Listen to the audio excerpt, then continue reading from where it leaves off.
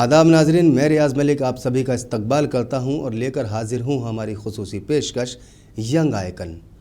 आज मुल्क का नौजवान सवाल कर रहा है, जब अवाम तब्दीली की राह देख रही है, जब रिवायती सियासत से मायूसी बढ़ती जा रही है, ऐसे वक्त में कुछ आवाज़ें उभरती हैं जो न सिर्फ उम्मीद जगाती हैं बल्कि निज़ाम को बदलने का हौसला भी रखती हैं। आज हम बात करेंगे एक ऐसी आवाज़ की, एक ऐसे नौजवान सियासतदान जो सिर्फ वादे नहीं बल्कि अमल पर यकीन रखते हैं, जो कुर्सी नहीं खिदमत को तरजीह देता है। जी हाँ, हम बात कर रहे हैं आम आदमी पार्टी के बाहौसला बेबाक रहनुमा नुआन शर्मा की। नुआन शर्मा, हमारे स्टूडियो में आपका बहुत बहुत इस्तकबाल है। बहुत बहुत धन्यवाद, थैंक यू। अच्छा शर्मा जी, शुरुआत कहाँ से करें, क्योंकि एक बैकग्राउंड आपका वो है जो गायकी से ताल्लुक़ रखता है और आपने बहुत बड़े लेवल पर जाकर गायकी के पेशे को अपनाया भी, उसको आगे बढ़ाया भी और एक जाने माने सिंगर भी हैं। या एक दूसरा पहलू आपका सियासत का भी है कि जिसमें आपने सियासत के मैदान में भी खूब मेहनत करी और बहुत दूर तक जाके काम भी किया, नाम भी कमाया। मेरा सबसे पहला सवाल आपसे यही है, एक लोकल लड़का, एक मुकामी लड़का इंटरनेशनल सिंगर कैसे बन गया? आपको अपॉर्चुनिटीज़ मिलती हैं, अपॉर्चुनिटीज़ को अगर आप ग्रैब कर लेते हैं, अगर आपके अंदर टैलेंट है, सही लोग मिल जाते हैं जो आपके टैलेंट को समझते हैं और आपको मौका देते हैं, ये इसमें बहुत बड़ा रोल है। मेहनत, कभी मैं मेहनत करने से पीछे नहीं हटता हूँ। मैंने बहुत मेहनत करी है, म्यूज़िक पर भी बहुत मेहनत करी है, अभी पॉलिटिक्स में भी बहुत मेहनत करता हूँ। कभी जब म्यूज़िक के लिए जाता था तो दिन रात रियाज करके फिर म्यूज़िक को रिकॉर्ड करने या परफॉर्म करने जाता था। अभी पॉलिटिक्स में जाता हूँ तो दिन रात मेहनत करके पढ़ के जाता हूँ ताकि कहीं पर कोई कमी ना रह जाए। तो मेहनत का बहुत रोल होता है, प्लस आपके टैलेंट को पहचानने वाले की बहुत ज़रूरत होती है। जैसे टी सीरीज़ ने मुझे बहुत सपोर्ट किया, भूषण कुमार जी ने बहुत ज़्यादा सपोर्ट किया, बहुत बड़े बड़े वीडियोस बनाए, इंटरनेशनल वीडियोस बनाए, जिससे मुझे इंटरनेशनल लेवल पे बहुत सारी जगह पे काम करने का मौका मिला। तो मेहनत के साथ, परिवार के सपोर्ट के साथ और कुछ ऐसे लोग जिनके हाथ में पावर है, वो आपके टैलेंट को पहचानते हैं और आपको मौका देते हैं। मुझे लगता है मौका मिलना सबसे ज़्यादा ज़रूरी है। तो मौका मिला, उसको हमने यूटिलाइज़ किया। तो घर खानदान में कभी कोई गायकी के पेशे में था, किसी को गाने का, भले ही वो बाथरूम सिंगर के तौर पे दूर दूर तक कोई नहीं था मेरे फैमिली में, दूर दूर तक कोई आर्टिस्ट नहीं है मेरी फैमिली में। या तो बिजनेसमैन है या तो पॉलिटिक्स से रिलेटेड हैं, लेकिन आर्टिस्ट कोई भी नहीं है।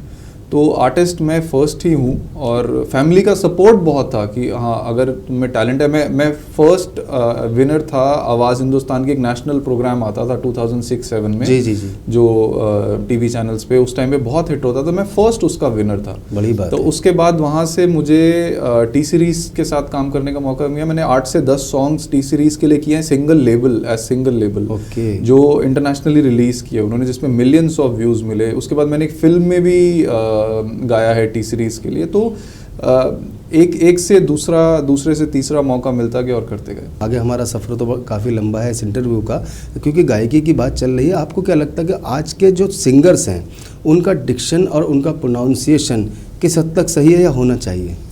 नहीं, देखिए, मुझे ऐसा लगता है कि जो म्यूज़िक है वो बहुत छोटा हो गया आजकल। जी। आपको 15 सेकंड की रील हिट करनी है, 15 सेकंड 30 सेकंड का म्यूज़िक हिट करना है, ये प्रेशर बहुत ज़्यादा हो गया है। जबकि म्यूज़िक को तो, हमारे देश में जो म्यूज़िक है वो बहुत एक बड़े तरीके से प्रेजेंट किया जाता था, बहुत स्लोली स्टार्ट किया जाता था, उसके बाद उसके अस्थाई, उसके बाद अंतरा, ब्यूटीफुली लिखा जाता था, बहुत अच्छी उसके अंदर गायकी होती थी, सुर होते थे, उसके अंदर लिरिक्स होते थे। लेकिन आजकल क्या है कि वो एक जो भेड़ चाल हो गई है कि आपको म्यूज़िक को हिट करना है, आपको 30 सेकंड में ऐसा दे देना है जिसपे वायरल हो जाए। तो मुझे लगता है उसमें कहीं ना कहीं जो रूहानियत है संगीत की, वो थोड़ी पीछे रह गई है, कमर्शियल ज़्यादा हो गया। यही वजह है कि जो क्लासिकल म्यूज़िक था, यही वजह है जो हमारा गोल्डन पीरियड था बॉलीवुड का, गायकी का, सिंगर्स का, लिखने का, वो आज भी ऐसा ही ज़िंदा है जैसे उस ज़माने में था। और ये जो आज की चीज़ें हैं वो आंधी की तरह आती हैं, तूफान की तरह फिर चली भी जाती हैं। अच्छा, आपको इंटरनेशनल लेवल पर बहुत सारे अवार्ड्स भी मिले हैं, वो अवार्ड्स क्या हैं? 2 अलग अलग चीज़ें हैं। एक तो मुझे म्यूज़िक के लिए रिकग्निशन काफ़ी इंटरनेशनली मिली है, जैसे बिलबोर्ड पे गाना आ गया, जैसे जीमा अवार्ड्स हैं, मलेशिया में होते हैं, वो इंटरनेशनल म्यूज़िक अवार्ड्स होते हैं, उसके अंदर मुझे अवार्ड मिल गया।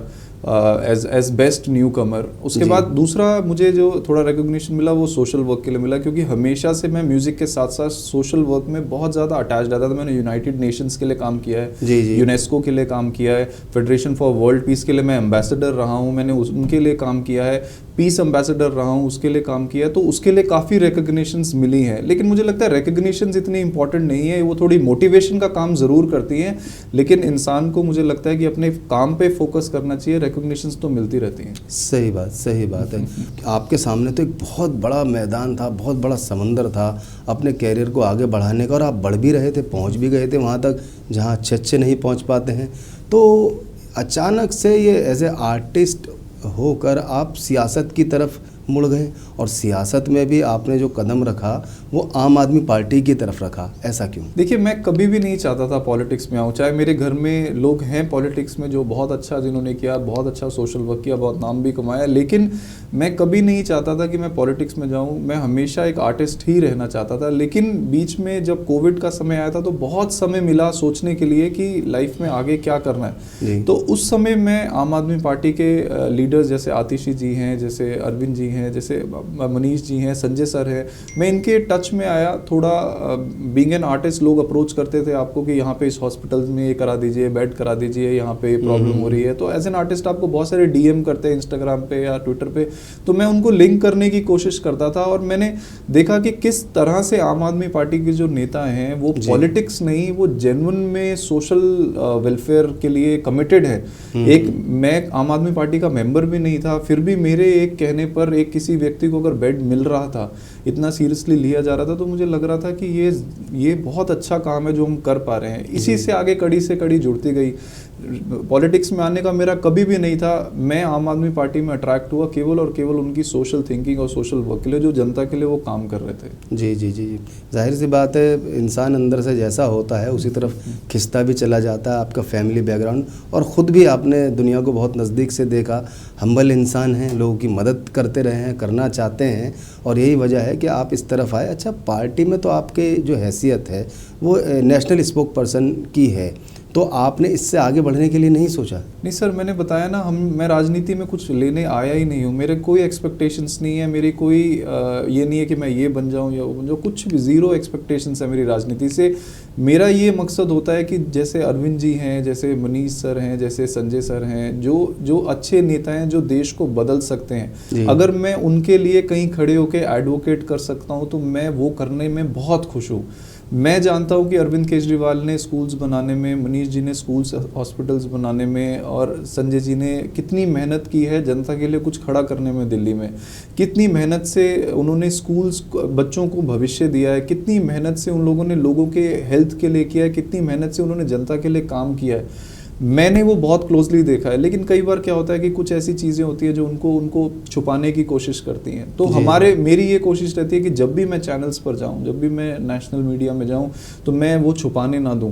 मैं उस काम को जनता के सामने बहुत एक्टिवली और बहुत ज़ोर से और बहुत कॉन्फिडेंस से रखूँ। मैं ये काम करने में बहुत खुश हूँ। जब आप टीवी चैनल पर जाते हैं तो पार्टी की बहुत ज़्यादा आलोचना भी होती है, क्रिटिसिज्म भी होता है। उस आलोचना को आप किस तरह से देखते हैं? नहीं सर, आलोचना तो होगी। आलोचना होगी जब आप अथॉरिटीज़ को चैलेंज करेंगे, जब आप इतनी बड़ी बड़ी ताकतों के सामने खड़े होंगे, तो आलोचना तो होनी वाजिब है। लेकिन रियलिटी क्या है? जैसे आपने पिछले दिनों में देखा किस तरह से अरविंद केजरीवाल जी को बदनाम करने की साजिश हुई। शराब घोटाला बार बार मीडिया वालों ने तो ये साबित कर दिया कि जैसे शराब घोटाला हो ही गया है। बीजेपी प्रेस कॉन्फ्रेंस करके कहती थी ये इन्होंने शराब घोटाला कर दिया है, लाखों करोड़ रुपए का घोटाला हो गया। लेकिन रियलिटी क्या है? अभी सत्येंद्र जैन जी के केस में जिनको 2 साल जेल में रखा, सीबीआई ने क्लोजर रिपोर्ट डाल दी। जी। तो ये भी तो जनता के बीच में जाना पड़ेगा। जी। आप नेताओं को अपनी ताकत का इस्तेमाल करके जेल में डाल सकते हैं, आपके पास वो ताकत है, आप यूज कर सकते हैं। लेकिन जनता को ये समझ आना चाहिए कि क्या मिला आज तक। आज शराब घोटाले में 3 साल हो गए हैं, 4 साल हो गए हैं, इंक्वायरी पे इंक्वायरी होती जा रही है, 1 रुपया सीबीआई और ईडी नहीं ढूंढ पाई है। ये भी तो जनता के बीच में जाना चाहिए। तो बीजेपी का ये सेट पैटर्न है, जो भी व्यक्ति बीजेपी के सामने खड़ा होता है या जो भी मूवमेंट या प्रोटेस्ट बीजेपी के सामने खड़ा होता है, बीजेपी उसको बदनाम करके खत्म करना चाहती है। बीजेपी इशू पे बात नहीं करना चाहती, बीजेपी उस लीडर को खत्म करना चाहती है जो उनके सामने खड़ा हो रहा है। जी जी, ये हम एक्सपोज करते हैं। अच्छा, इलेक्शन से पहले केजरीवाल, सिसोदिया जी, बहुत सारे लोग जो है पार्टी की तरफ से जेलों में डाले गए, जेलों की तरफ चले गए, उनके ऊपर तरह तरह के केस लगे। और तो मेरा आपसे जानना ये है, पूछना ये है कि जो पार्टी के कार्यकर्ता हैं या दूसरे जो लोग हैं, उनके मोरल पे इस बात का कितना इफेक्ट पड़ा, और इलेक्शन के बाद अब कितने लोगों को जो है जेल की तरफ जाना पड़ सकता है, या वो बिल्कुल ही ख़त्म हो गया मामला? देखिए, एक कमाल की बात है कि केवल आम आदमी पार्टी के लोग ही जेल में जाते हैं जी। बाकी पार्टी के लोगों के ऊपर इल्ज़ाम लगते हैं, सब सबूत भी मिल जाते हैं, लेकिन उनको जेल में नहीं डाला जाता। लेकिन आम आदमी पार्टी के नेताओं के खिलाफ ना सबूत मिलते हैं, ना उनके खिलाफ कोई गवाह मिलते हैं, ना कुछ साबित होता है, लेकिन एक के बाद एक सबको जेल में डाल दिया जाता है। और दूसरा, जहाँ तक आम आदमी पार्टी के कार्यकर्ताओं की बात है, मैंने बताया वो सारे कार्यकर्ता मेरे जैसे ही हैं जो कुछ लेने आए नहीं है जी। हम लोग तो केवल और केवल उस मूवमेंट के साथ, उस जन आंदोलन के साथ जुड़े हुए हैं, हम उस जन नेता के साथ जुड़े हुए हैं जो हमें 100% यकीन है कि ये ही बदलाव ला सकता है, और उसने बदलाव लाके भी दिखाया है। अगर देश में शिक्षा के ऊपर आज कोई पार्टी, कोई नेता बात करता है, या बीजेपी और कांग्रेस को शिक्षा की बात करनी पड़ती है, फ्री बिजली की बात करनी पड़ती है, फ्री पानी की बात करनी पड़ती है, अच्छे स्कूल्स की बात करनी पड़ती है, तो उसका जिम्मेदार और उसको लाने वाला सिर्फ और सिर्फ अरविंद केजरीवाल है। 10 साल के अंदर जो स्कूल्स दिल्ली के अंदर बनाए गए हैं, जो मोहल्ला क्लिनिक बनाए गए थे, जो फैसिलिटीज, जो बुजुर्गों को तीर्थ यात्रा पे भेजा गया था, वो केवल अरविंद केजरीवाल ने भेजा था। आज जो चेंज हुआ लोग देख रहे हैं। आज पहली बार दिल्ली के अंदर जो स्कूल्स के पेरेंट्स हैं वो प्रोटेस्ट कर रहे हैं। अरविंद केजरीवाल जी ने प्राइवेट स्कूल की फीस नहीं बढ़ने दी थी। कभी आपने सुना कि किसी प्राइवेट स्कूल ने लोगों को फीस वापस की हो? नहीं, कभी भी नहीं। अरविंद केजरीवाल ने कराई, चाहे कोर्ट जाके हमें लड़ाई लड़नी पड़ी। आज वही सरकार बदल गई है, वही पूंजीपतियों की सरकार आ गई है, बिजली के रेट भी महंगे हो गए हैं, फ्री बिजली भी खत्म हो गई है, स्कूल की फीस भी बढ़ गई है, मोहल्ला क्लिनिक भी बंद हो गए हैं। तो जनता के सामने मुझे लगता है ये कंपैरिजन भी शायद जरूरी था। केजरीवाल जी ने, आम आदमी पार्टी ने, आप लोगों ने दिल्ली में एक एग्जाम्पल सेट करके दिखाया, नेशनल लेवल पे भी और कई जगह इंटरनेशनल लेवल पर भी। दिल्ली में आप लोगों का सब कुछ सही था, बहुत बड़े बड़े काम किए, लोगों को उससे फ़ायदा हो रहा था।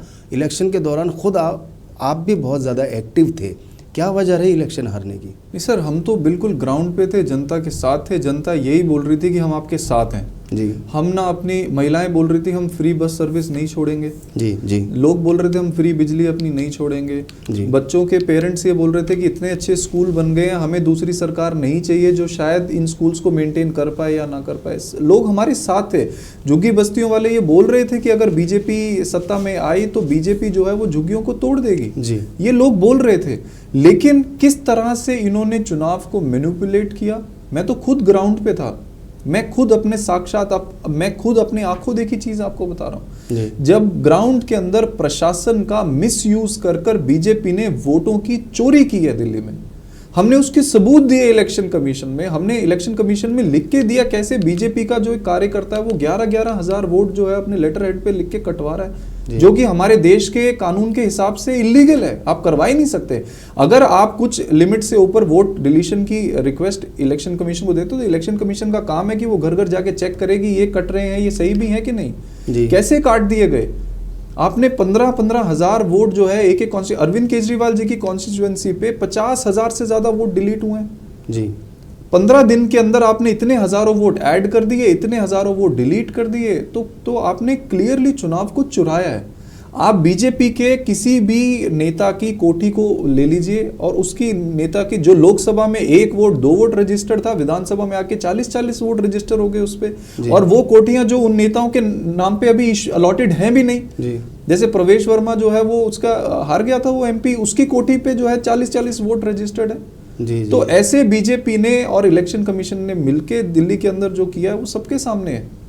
2500 रुपए बांटे जा रहे थे, कोई कार्रवाई नहीं हुई। हम चिल्लाते रहे, कोई कार्रवाई नहीं हुई। साड़ियां बांटी जा रही थी, कोई कार्रवाई नहीं हुई। तो बीजेपी ने और इलेक्शन कमीशन ने और प्रशासन ने जिस तरह से दिल्ली का चुनाव लड़ा है वो अनफॉर्चुनेट है हमारी डेमोक्रेसी के लिए। अगर हमारी डेमोक्रेसी में इसी तरह से चुनाव लड़ा जाएगा तो डेमोक्रेसी का क्या फायदा है? कोई फायदा नहीं है। जिसके हाथ में ताकत है, जिसके हाथ में प्रशासन है, जिसके हाथ में पुलिस है, जिसके हाथ में बल है, वही चुनाव लड़ेगा, वही चुनाव जीतेगा। तो फिर चुनाव की जरूरत ही नहीं है। तो ये जनता का मैंडेट नहीं है, क्योंकि जनता बीजेपी के लिए अपनी फ्री बिजली नहीं छोड़ेगी, जनता बीजेपी के लिए अपने अच्छे स्कूल्स नहीं छोड़ेगी, जनता बीजेपी के लिए फ्री बस सर्विस नहीं छोड़ेगी। अब सब बंद कर दिया इन लोगों ने आके जी। तो ये डिफरेंस है, किस तरह से चुनाव हुआ ये सबके सामने है। जनता के लिए इतनी सारी चीज़ें बंद हो गई हैं, जनता को आप लोगों ने बहुत जागरूक भी किया, उनको जगाया भी, आपके साथ जुड़े भी, और आम आदमी पार्टी के साथ जो है वाकई आम लोग जुड़े भी। तो अब जब धीरे धीरे ये चीज़ें ख़त्म हो रही हैं जो आम आदमी पार्टी ने लोगों को दी थी, तो इसमें लोगों की तरफ से, आम लोगों की तरफ से रिएक्शन हो रहा है या नहीं हो रहा? सर धोखा मिला है लोगों को, रिएक्शन है। मैं बताया, पहली बार पेरेंट्स जो हैं वो प्रोटेस्ट कर रहे हैं जी, पहली बार महिलाएं प्रोटेस्ट कर रही हैं। अब देखिए, छोटी सी बात मैं पूछना चाहता हूं, देश के प्रधानमंत्री अगर एक रैली में आके चुनाव से पहले जी कुछ घोषणा करते हैं और डेट देते हैं कि 8 मई से आपके खाते में 2500 रुपए आने शुरू हो जाएंगे, महिलाएं, दिल्ली की महिलाएं सुन ले जी, और वो बीजेपी को वोट करें। देश के प्रधानमंत्री द्वारा किया गया एक घोषणा जो है वो 8 मई को बीजेपी क्या कहती है कि ये तो ऐसे पॉसिबल ही नहीं है, ऐसा तो हो ही नहीं सकता, समय लगता है, समय। अरे जब समय लगता है, आपको पता है, तो आपने, प्रधानमंत्री जी ने घोषणा क्योंकि मतलब इनका चुनावी घोषणाओं की कोई वैल्यू नहीं है। आप सोचिए किस स्तर पे दिल्ली की जनता को धोखा दिया गया है। 2500 रुपए ये अगर चुनाव से पहले, अगले चुनाव से पहले अगर देना एक शुरू भी कर देंगे तो क्या उसके मायने हैं? उसके कोई मायने नहीं है। प्रधानमंत्री जी ने दिल्ली में झूठ बोला, ये जनता के सामने है। प्रधानमंत्री जी ने एक और झूठ बोला, उन्होंने कहा दिल्ली में जितनी भी आपको जन सुविधाएं और जितनी भी पीपल स्कीम चल रही हैं वो हम बंद नहीं करेंगे। इन्होंने आते बंद कर दी जी, मोहल्ला क्लिनिक बंद कर दिए, इन्होंने फ्री बिजली बंद कर दी, इन्होंने महिलाओं की बस सर्विस फ्री बंद कर दी। आप सोचिए, जो महिला जो है वो फ्रीली दिल्ली के अंदर जॉब के लिए एक कोने से दूसरे कोने जाती थी, उसका खर्चा नहीं लगता था। तो अपॉर्चुनिटीज कितनी बढ़ गई थी। एक छोटी सी बात है, आप ये कह लीजिए कि क्या फर्क पड़ता है फ्री सर्विस से, 20, 25, 30 रुपए का तो फर्क पड़ता है। लेकिन आप उस महिला से पूछिए जो काम करने के लिए मान लीजिए नॉर्थ दिल्ली से साउथ दिल्ली जा रही है, क्योंकि साउथ दिल्ली में शायद बेटर प्राइस उसको अपने काम का मिलता है जी जी, उसके लिए वो बंद हो गया। उसके तो पूरा जीविका पे आपने वो लगा दिया, ताला लगा दिया। तो दिल्ली के लोगों के साथ बीजेपी ने धोखा किया है, और हम जब तक, हम कोशिश ये कर रहे हैं कि हम पूरी ताकत से एज एन ऑपोजिशन इनको एक्सपोज करें। अगले चुनाव में जो है, हम, मुझे पूरी यकीन है कि दिल्ली की जनता 100%, 70 में से 70 सीटों के साथ हमारी वापसी कराएगी। इतना परेशान है दिल्ली की जनता। अच्छा, आप क्योंकि इलेक्शन लड़े, इलेक्शन जिन वजहों से भी हारे वो सबके सामने हैं, तो जो आप लोगों का मोरल है आज की तारीख में वो कहाँ है? सर हमारा मोरल तो बिल्कुल हाई है, क्योंकि हम राजनीतिक लोग हैं ही नहीं जी, हम तो चुनाव लड़ने आए नहीं थे जी। एक नेता जो सड़कों पे आंदोलन कर रहा था, उसको जनता ने मुख्यमंत्री बना दिया जी। कितने आम लड़कों को एमएलए बना दिया, आम लड़कों को मेंबर ऑफ पार्लियामेंट बना दिया, आम से लोगों को जो है वो मंत्री बना दिया। हमें तो ये चाहिए, हमें तो पता ही नहीं था जीवन में हम कभी ये सब बन सकते हैं। हम तो अपनी अपनी चीज़ों में बहुत सक्सेसफुल थे। तो वर्ल्ड टूर कर रहा था मैं दुनिया की सबसे बड़ी वर्ल्ड टूर एजेंसी के साथ म्यूजिकल वर्ल्ड टूर साइन करके जो है वो काम कर रहा था। देश की सबसे बड़ी म्यूजिक कंपनी टी सीरीज के साथ साइंड आर्टिस्ट था। बिलबोर्ड पे गाने चल रहे थे। साल के अंदर 300 दिनों में 150-200 शोज कर रहा था। क्या जरूरत थी हम लोगों को राजनीति में सड़कों पे धक्के खाने की? हम राजनीति के लिए आए नहीं है, हम आए हैं बदलाव के लिए। जब हम दुनिया जब हमारे देश के लोग बाहर के देशों में जाते हैं, सिंगापुर में अभी मैं पिछले दिनों 1 महीने के लिए सिंगापुर में था, ऑफिशियल विजिट थी फेडरेशन फॉर वर्ल्ड पीस की, उसमें मैं भारत को रिप्रेजेंट कर रहा था। हम जब देश के लोग बाहर जाते हैं तो वो खुश होते हैं हम विदेश में आए हैं। मैं जब बाहर जाता हूं तो मैं दिल से रो रहा होता हूं कि मेरा देश ऐसा क्यों नहीं है, क्या कमी है, ये छोटे छोटे देश कहां पहुंच गए, ये छोटे छोटे देश में कैसे कैसे सिस्टम्स बन गए, इनके देश में शिक्षा पे, स्वास्थ्य पे, लोगों की क्वालिटी ऑफ लाइफ पे इतना ध्यान कैसे दिया गया। हमारे देश में लोगों को मरने के लिए क्यों छोड़ दिया जाता है? ये पेन है हमारे अंदर। इस पेन की वजह से हमने अपना करियर छोड़ के हम यहां पर जुड़े हैं, क्योंकि एक ही पार्टी में देखता हूं देश के अंदर जो इन मुद्दों को एड्रेस कर रही है, और कोई पार्टी है ही नहीं देश में। कौन आपको वर्ल्ड क्लास बनाने की बात कर रहा है? कोई कह रहा है मैं विश्व गुरु बन गया तो आप भी बन जाओ, मन में बन जाओ। मन में बनने से विश्व गुरु थोड़ी बन जाएंगे। विश्व गुरु हम तब बनेंगे जब हम जनता जिस सड़क पे चल रही है उस पे गड्ढे नहीं होंगे, वहां पे पानी नहीं भरेगा, जनता के नलके में गंदा पानी नहीं आएगा, तब विश्व गुरु बनेंगे हम बेसिक सुविधाओं पे 0% फोकस करके केवल हवाई बातें करके हमें ये लोग उलझाने की कोशिश कर रहे हैं। इसीलिए हम अरविंद केजरीवाल जी के पीछे खड़े हैं, अरविंद केजरीवाल जी के साथ खड़े हैं, क्योंकि वही एक व्यक्ति मुझे इस समय देश में नजर आ रहा है जो हमें सही में उस लेवल पर पहुंचा सकता है जहां पे आज सिंगापुर खड़ा है, जहां पे आज दूसरे विदेश के देश खड़े हैं। जी। हमें उनका समर्थन करना चाहिए, हम कर रहे हैं। आपकी एक पहचान लोगों की मदद करने में भी है, और वो पहचान सेहत और एजुकेशन को लेकर है। तो ये दो फील्ड पे आप काम ज़्यादा करते हैं या आपने कुछ प्लान करके इस तरफ काम करना शुरू किया? सर, एजुकेशन और हेल्थ मेरे लिए बहुत मेरे क्लोज टू हार्ट टॉपिक्स हैं। उसका बचपन से एक ये है कि फॉर एग्जाम्पल हमारे पेरेंट्स को शायद इतना अवसर नहीं मिला कि वो इतने बड़े स्तर पे जाके एजुकेशन ले पाएँ। वो बहुत जल्दी ही अपने काम की भागदौड़ में उस समय ऐसा होता था कि ज़्यादा मौका नहीं मिलता था। हमें उन्होंने पढ़ाया, हम लकी रहे, हमें अच्छे लोग मिले कि हम बहुत बड़े स्तर तक पहुंच गए पढ़ाई में। MBA किया, दिल्ली यूनिवर्सिटी से पढ़ाई करी, जर्मनी चले गए हायर एजुकेशन के लिए, उसके बाद IIM से मैंने लीडरशिप का वो किया। हमें मौका मिलता गया, हम करते गए। लेकिन जो गरीब व्यक्ति वो उस गांव में बैठा है, जो यहाँ से दिल्ली से 500 किलोमीटर दूर एक छोटा सा गाँव है, वो मेरे से ज़्यादा टैलेंटेड है, मैं जानता हूँ। अगर उसको मौका दिया जाएगा तो वो मेरे से 100 गुना ज़्यादा अच्छा कर पाएगा। उनको मौका कौन देगा सर? उनके लिए कौन बात करेगा? कोई नहीं कर रहा उनके लिए। तो इसीलिए मैंने ये हमेशा कोशिश करी है कि जितने लोगों तक मैं अपनी सीखी हुई एजुकेशन, अपनी सीखी हुई शिक्षा को आगे पास ऑन कर पाऊँ, मैं करता हूँ। जिसमें अब हमने एक नया सेटअप स्टार्ट किया जिसमें हम एक जूम क्लास हम लोग लेते हैं, जिसमें पूरे देश से कोई भी किसी भी गांव से बच्चा जो है वो उसमें जुड़ सकता है। मैं समझता हूँ इसमें भी बहुत सारी मुश्किलें हैं, क्योंकि हर बच्चे के पास जूम का ऑप्शन नहीं है। लेकिन हमारे हाथ में जितना है मैं हमेशा करने की कोशिश करता हूँ। कोविड के टाइम पे भी मैंने भारत सरकार को लेटर लिखा था, मेरे पास अथॉरिटी थी, मैंने उनको लेटर लिखा कि आप कोविड में जिन बच्चों का पीछे छूट गया है, आप आगे नहीं बढ़ सकते हैं, आपको उनको ब्रिज कोर्सेज के थ्रू कवर करना पड़ेगा। और ये जो ब्रिज कोर्सेज वाली टर्म है जो मैंने यूज करी थी, ये इंटरनेशनली मीडिया ने उठाई, बहुत सारे देशों ने उठाया कि ये उनके देश में भी होना चाहिए। आपको आगे बढ़ने से पहले कुछ ऐसा करना चाहिए, कुछ ऐसे कोर्स निकालने चाहिए जो पिछली पढ़ाई और अगली पढ़ाई को बीच में ब्रिज करें। तो एजुकेशन के ऊपर मैं हमेशा से, और हेल्थ के ऊपर जो है वो मुझे लगता है हमारे देश में बहुत काम करने की जरूरत है। हॉस्पिटल्स इतने अच्छे नहीं है, हर किसी को छोटे छोटे हॉस्पिटल्स में, एम्स में रेफर कर दिया जाता है, वहां पे बहुत धक्के खाने पड़ते हैं। तो मुझे लगता है कि अगर हर एक गांव में, हर एक शहर में एक अच्छा हॉस्पिटल होगा तो लोगों को शायद बहुत इनिशियल स्टेज पे क्योर बीमारी उनकी हो जाएगी और बढ़ेगी नहीं, जिससे जान भी बचेगी। अगर आप स्वस्थ रहेंगे तभी आप अपनी फैमिली को भी स्वस्थ रखेंगे। पीस के लिए भी आपका एक बहुत बड़ा काम है, नेशनल लेवल पे भी, इंटरनेशनल लेवल पे भी।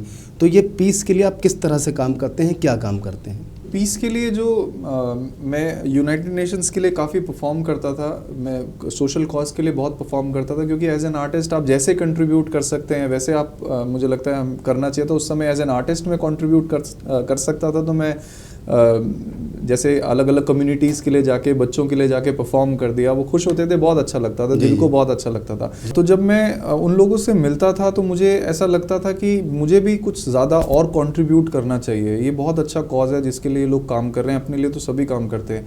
तो उनके लिए फिर उन्होंने बोला क्या आप एज अ मोटिवेशनल स्पीकर काम कर सकते हैं?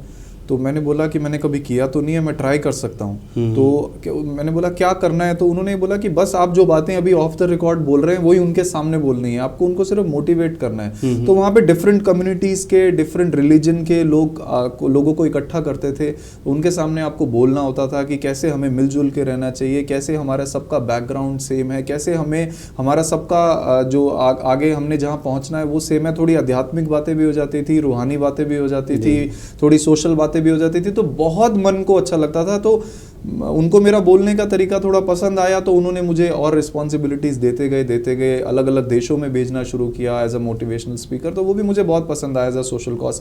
तो पीस के लिए मैंने बहुत सारे देशों में काम किया है, यूरोप में बहुत देशों में काम किया है, मिडल ईस्ट में काम किया है, साउथ ईस्ट में काम किया है, अच्छा आपको नए लोगों से मिलने का भी मौका मिला, उनकी सभ्यताओं को समझने का भी मौका मिला, अपनी बात उनके सामने रखने का भी मौका मिला, उनके सिस्टम्स को समझने का मौका मिला। बहुत कल्चरल और सोशल एक्सचेंज प्रोग्राम्स बहुत इनरिच करते थे आपको, मुझे बहुत अच्छा लगता था। आखिर में चलते चलते शर्मा जी मैं आपसे जानना चाहूँगा कि आम आदमी पार्टी एक तरह से कहा जा सकता है कि यूथ पार्टी है। नौजवानों को आपके यहाँ बहुत मौका मिला है और नौजवान हैं भी। आज का नौजवान क्या सोचता है? देखिए सर, मुझे ये लगता है कि करंटली जो नौजवान है या जेन ज़ी जिसे आजकल कहा जा रहा है, या जो नई जनरेशन है, जो युवा हैं, जो अवेयर हैं, उनकी एस्पिरेशन को सरकार पूरा करने के लिए फोकस नहीं कर रही है। युवाओं की एस्पिरेशन इस समय बहुत इंपॉर्टेंट है, क्योंकि ये वो युवा है जिसको आपने वादा किया था कि हम 2 करोड़ रोजगार देंगे, जिसको आपने वादा किया था हम डबल डिजिट ग्रोथ देंगे, जिसको आप ये कह रहे हैं कि हम विश्व गुरु बन चुके हैं। लेकिन ये युवा वो है जिसके हाथ में आजकल पूरी दुनिया का डेटा है, जो 2 मिनट में चैट जीपीटी पे जाके सर्च कर सकता है कि क्या सरकार बोल रही है और क्या रियलिटी है। आप इस युवा को बेवकूफ नहीं बना सकते हैं। युवा बहुत अच्छे से डिस्टिंक्शन कर सकता है, वो डिफरेंशिएशन कर सकता है कि क्या फेक है और क्या रियल है। युवाओं की एस्पिरेशन पे ये सरकार ध्यान नहीं दे रही है, जो सरकार को देना चाहिए। अभी जो लद्दाख में आपने देखा जो हुआ वो अनफॉर्चुनेट है। वायलेंस को हम कभी भी सपोर्ट नहीं करते, लेकिन एक बॉइलिंग पॉइंट तक ले जाते हैं आप। 6 साल से वो लोग अपनी धरने पर बैठे हैं, 6 साल से अपनी मांग रख रहे हैं, आप उनको इग्नोर कर देते हैं, आप उनकी बात सुनते ही नहीं है, और एक दिन जब वो यूथ फट जाता है तो आप उनके ऊपर गोलियां चलाने लग जाते हैं। ये सही तरीका नहीं है। वायलेंस की कोई जगह नहीं है, लेकिन सरकार को कम्युनिकेशन बंद नहीं करनी चाहिए। यही इन्होंने उत्तराखंड में अभी युवाओं के साथ किया। हमारे देश के अंदर 1500 से ज्यादा एक साल में पेपर लीक हो जाता है। क्या युवा एक पियून की भर्ती के लिए 15-15 हजार युवा लाइनों में खड़ा रहता है? तो युवा की एस्पिरेशन पे आप ध्यान नहीं दे रहे हैं तो युवा फ्रस्ट्रेटेड फील करेगा। हमारे युवाओं को आपको ध्यान देना पड़ेगा, युवाओं के लिए काम करना पड़ेगा। अगर आप ध्यान नहीं दोगे तो आप जितना मर्जी खुद को विश्व गुरु कह लो, ये युवा आपको यूं तख्ता पलट करके गद्दी से उतार देगा। और तख्ता पलट हमारे देश में नेपाल बांग्लादेश जैसा नहीं होगा। हमारे देश में समझदार युवा है, वो जाएगा, वोट का बटन दबाएगा और आपको ओके बाय बाय टाटा कर देगा। युवाओं पे ध्यान दीजिए। अरविंद केजरीवाल ने हमेशा कहा है कि अगर आपको देश को सक्सेसफुल बनाना है तो आपको युवाओं की एस्पिरेशंस को पूरा करना पड़ेगा। एक विकसित भारत चाहता है आज का युवा। आज का युवा वो पिछड़े हुए भारत में नहीं रहना चाहता, वो भ्रष्टाचार में लिप्त भारत में नहीं रहना चाहता, वो ऐसे भारत में नहीं रहना चाहता जहां पे केवल नेता आई मी माई सेल्फ, खुद को भगवान, खुद को नॉन बायोलॉजिकल साबित करने में लगे हैं। ऐसा देश नहीं चाहता आज का युवा। आज का युवा चाहता है डेवलप्ड इंडिया, जहां पे अच्छी सड़कें हैं, जहां पे अच्छी रोजगार है, जहां पे एमएनसी आने के लिए तरस नहीं हो कि हमें इंडिया में यूथ के साथ जाके काम करना है। आप ध्यान नहीं दोगे तो आपका तख्ता पलट युवा करने के लिए तैयार है वोटिंग के थ्रू। निवान शर्मा जी, आपकी जो सोच है जाहिर सी बात है बहुत डायनामिक है और इसकी बहुत ज़्यादा ज़रूरत भी हमारे देश को। जैसे आपने अपनी बातों में कहा था कि जब आप दूसरी कंट्री जाते हैं तो आपका दिल रोता है, दूसरे लोग जाके खुश होते हैं लेकिन आपका दिल रोता है कि ये चीज़ें मेरे देश के अंदर क्यों नहीं है। तो बहुत पिछड़े हुए देश थे, आज हमसे कहीं आगे चले गए और हम आज भी सड़कों के गड्ढे तक नहीं भर पाए, नलों में सही पानी तक नहीं लेकर आ पाए। आपकी सोच और आपकी मेहनत को हमारा सलाम है और हमारी पूरी टीम की तरफ से, खासकर मुनसिफ टीवी की तरफ से बहुत सारी नेक ख्वाहिशात हैं, शुभकामनाएं हैं कि आप आगे भी बहुत अच्छा काम करते रहें। इसी नेक नियति से, मेहनत से, हिम्मत से आप आगे बढ़ते रहें। आप हमारे स्टूडियो में तशरीफ़ लाए, आपका बहुत बहुत शुक्रिया। बहुत बहुत धन्यवाद, थैंक यू। तो नाज़रीन, ये थे निवान शर्मा, आम आदमी पार्टी से। हमने बहुत छोटे लफ्ज़ों में इनका इंट्रोडक्शन आप तक पहुंचाया, लेकिन इनका काम इतना बड़ा है कि ये आधे घंटे का वक्त भी शायद कम पड़ जाता। फ़िलहाल अपने होस्ट, अपने दोस्त रियाज़ मलिक को इस वादे के साथ दीजिए इजाज़त। अगले हफ्ते एक और शख्सियत के साथ फिर से हाजिर होंगे। तब तक के लिए खुदा हाफिज़।